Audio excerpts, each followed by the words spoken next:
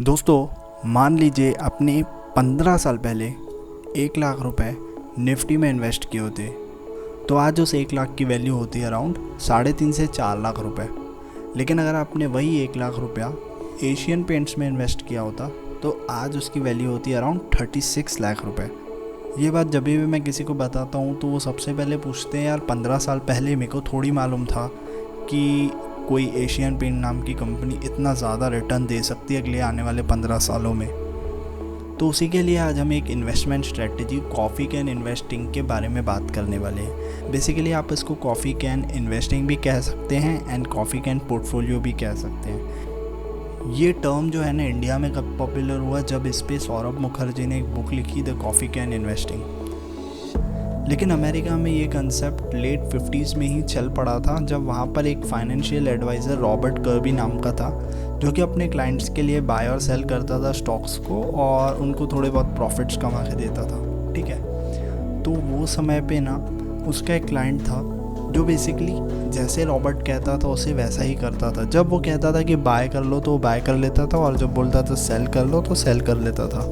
लेकिन इसमें हुआ क्या कि उसने देखा कि वो प्रॉफिट तो बना रहा है लेकिन उसने देखा कंपनी ग्रो अच्छा कर रही है। उसका क्लाइंट ने ये चीज़ ऑब्जर्व की। वो टाइम पे इन्वेस्टिंग का कोई ट्रेंड नहीं था, लोग ज़्यादा इन्वेस्ट नहीं करते थे, स्टॉक मार्केट यानी बाय और सेल करना।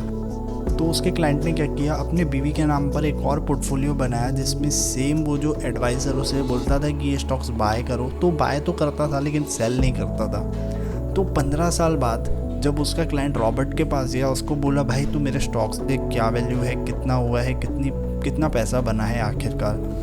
तो जो रॉबर्ट था और उसका क्लाइंट था, जब उन्होंने पोर्टफोलियो खोल के चेक किया तो दोनों ही हिल गए। जो दूसरा पोर्टफोलियो था उसकी बीवी का, उसमें से 3-4 स्टॉक्स तो एकदम डूब गए।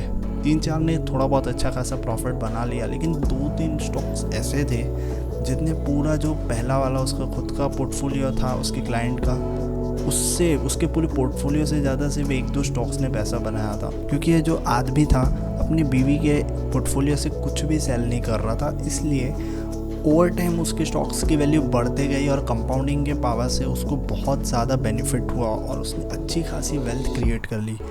लेकिन आप कहेंगे यार इससे मेरे को क्या मैं भी इतना वेल्थ बना सकता हूँ? बिल्कुल हाँ, आप सिर्फ 10 मिनट में इस कॉफ़ी कैन स्ट्रेटजी से अच्छे स्टॉक्स को सिलेक्ट कर सकते हैं और बहुत ही आसानी से अच्छे स्टॉक्स को पिक करके उसमें इन्वेस्ट करके अच्छा खासा पैसा बना सकते हैं। दोस्तों coffee can investing unlike other investing strategies जैसा नहीं है। यहाँ पर आप बार बार बाय और सेल नहीं करते हैं, बल्कि आप एक बार बाय करते हैं और भूल जाते हैं। जैसे कि इसके नाम में दिख रहा है कॉफ़ी कैन इन्वेस्टिंग, जैसे पुराने समय में लोग अपने इम्पोर्टेंट पेपर्स और चीज़ें और गहने, कई बार गहने भी कॉफ़ी कैन में या ऐसी जगह पे या तकिए के नीचे या पलंग के नीचे रख के चले जाते थे। तो इस कंसेप्ट को कहते हैं कि रखो और भूल जाओ और बाद में 10-15 साल के बाद वो जब आपको ज़रूरत होगी तो वो चीज़ आपकी मदद करती है। तो ये पोर्टफोलियो भी कुछ इसी तरह है कि जहाँ पर आप स्टॉक्स खरीदते हैं और भूल जाते हैं और 15-20 साल के बाद डायरेक्टली जाके उसको चेक करते हैं। और एक और आपको फैक्ट बताता हूँ, जिसने भी लंबे समय तक अपना पैसा मार्केट में होल्ड किया है,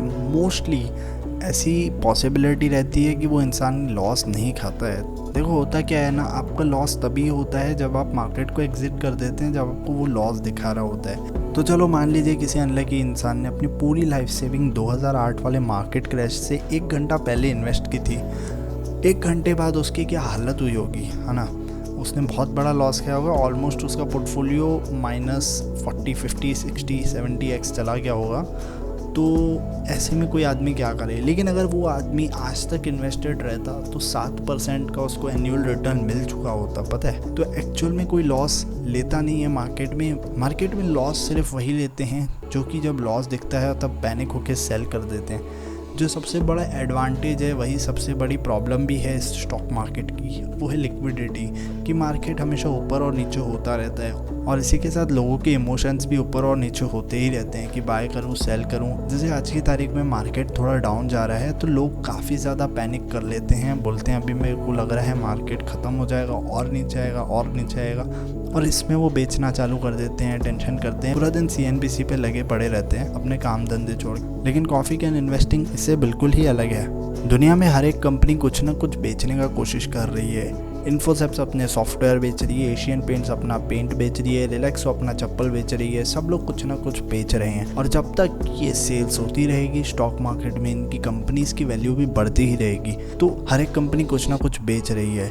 तो अपना कॉफ़ी कैन पोर्टफोलियो बनाने के लिए आपको क्या चीज़ें देखना बहुत ज़रूरी है। सो नंबर 1 चीज़ है वो है कंपनी का at least 10% her year on year growth होना ही चाहिए कि कंपनी हर साल 10% से ऊपर जा रही है। अभी सिर्फ ये 10% की ग्रोथ देखकर आप कोई भी कंपनी में इन्वेस्ट नहीं करेगा। उसके अलावा भी बहुत सारे फैक्टर्स है जो आप जैसे ROIC एटलीस्ट 15% होना चाहिए 10 साल में। अभी आप कहेंगे ROIC क्या होता है, इसको कैसे कैलकुलेट करते हैं? तो ये सिंपल है। मान लो फाइनेंस शिक्षा लिमिटेड एक कंपनी है जिसकी एसेट वैल्यू है 300 रुपये और उसका डेट है 100 रुपये। जब आप इसका ROIC कैलकुलेट करेंगे तो आपको इसमें से एसेट माइनस डेट करना पड़ेगा, तो जितना बचा वो है 200 रुपये, यानी कंपनी के ROIC की वैल्यू है 200 रुपये। ये कोई भी स्क्रीनर आपको बड़ी आसानी से दिखा सकता है जैसे कि आपको आपकी स्क्रीन पे दिख रहा है। इसके बाद अगली चीज़ जो आपको देखनी है वो है कंपनी की जो मार्केट कैपिटलाइजेशन होती है और आपको चेक करना ये बहुत ज़रूरी है कि कंपनी की मार्केट कैपिटलाइजेशन एटलीस्ट 500 करोड़ से ऊपर हो। क्योंकि देखिए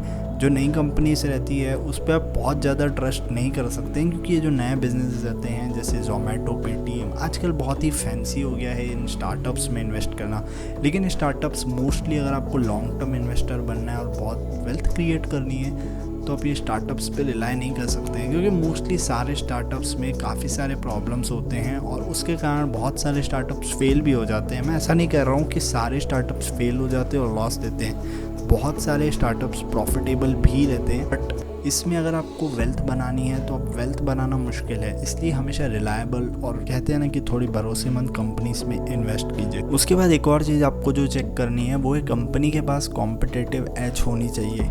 जस्ट लाइक ही एशियन पेंट जो है वो है पेंट की इंडस्ट्री में सबका बाप है। पूरी पेंट इंडस्ट्री देखें तो सबसे पहला पेंट का नाम जब हम सुनते हैं तो एशियन पेंट्स आता है। टूथपेस्ट जब हम सोचते हैं तो पहला पिक्चर कोलगेट का आता है। चिपकाने का सोचते हैं तो नाम मुंह पे फेविकॉल आता है। ऐसी कंपनीज में जब आप इन्वेस्ट करेंगे आपकी चांस टू मेक प्रॉफिट, और जब मार्केट क्रैश होगा और अलग अलग वॉलेटिलिटी आएगी मार्केट में, प्रॉब्लम्स आएगी, तो ऐसी जो बड़ी कंपनीज रहती है ना उनकी कैपेबिलिटी टू सर्वाइव बहुत ज़्यादा हाई रहती है एज़ कम्पेयर टू किसी नए स्टार्टअप से। अगर आप लॉन्ग टर्म वेल्थ क्रिएट करना चाहते हैं तभी ट्राई कीजिए कि जिस कंपनी में आप इन्वेस्ट करेंगे उसकी अच्छी ब्रांड वैल्यू हो, क्योंकि देखिए ब्रांड वैल्यू होती है ना वो बहुत ही इंपॉर्टेंट होती है एक अच्छी कंपनी के लिए।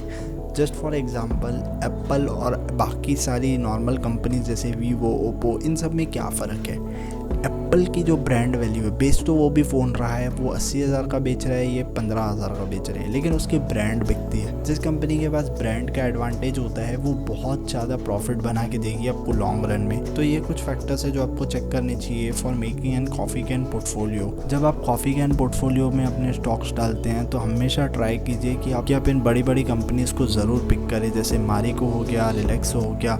मैं कोई स्टॉक रिकमेंडेशन नहीं दे रहा हूँ या नहीं बोल रहा हूँ कि ऐसी कंपनीज़ में इन्वेस्ट कीजिए, बल्कि मैं आपको कह रहा हूँ कि अपना रिसर्च ज़रूर कीजिए। आपके ऊपर ये है कि आप किन स्टॉक्स को चुनते हैं, लेकिन ये सारी कंपनीज लोगों के डे टू डे यूज़ में आती है। जैसे अगर कोलगेट की बात करें तो दुनिया में चाहे कितनी भी महंगाई हो, लोग ब्रश करना नहीं छोड़ देंगे या कपड़े धोना नहीं छोड़ देंगे या नहाना नहीं छोड़ देंगे। जब तक दुनिया में लोग रहेंगे तो ये बेसिक चीज़ें चलती ही रहेगी। तो बहुत ज़्यादा पॉसिबिलिटी ये कंपनीज नहीं ख़त्म होगी और इनकी डिमांड भी बढ़ती ही रहेगी। तो अपने पोर्टफोलियो में ऐसे स्ट्रॉन्ग स्टॉक्स को डालेंगे तो आपको बहुत बढ़िया रिटर्न्स मिल सकते हैं। लेकिन एक और चीज़ इसके साथ कहूँगा कि अपना पूरा पोर्टफोलियो कॉफ़ी कैन पोर्टफोलियो ना बनाएं। ट्राई करें कि आप 5 से 10% के ही स्टॉक्स ऐसे रख सकें जो कि कॉफ़ी कैन पोर्टफोलियो के हिसाब से आप बनाएंगे। ठीक है, कमेंट्स में बताना कि यार ये वीडियो कैसा लगा, और अगर पसंद आया तो लाइक करना, नहीं पसंद आया तो डिसलाइक करना। और राइट साइड में एक वीडियो है the richest man in Babylon, उसको जाके ज़रूर देखिए, काफ़ी इन्फॉर्मेटिव वीडियोस है। और अगर मेरा काम पसंद आता है तो यार चैनल पे जुड़े रहिए, हर एक वीडियो को जाके देखिए,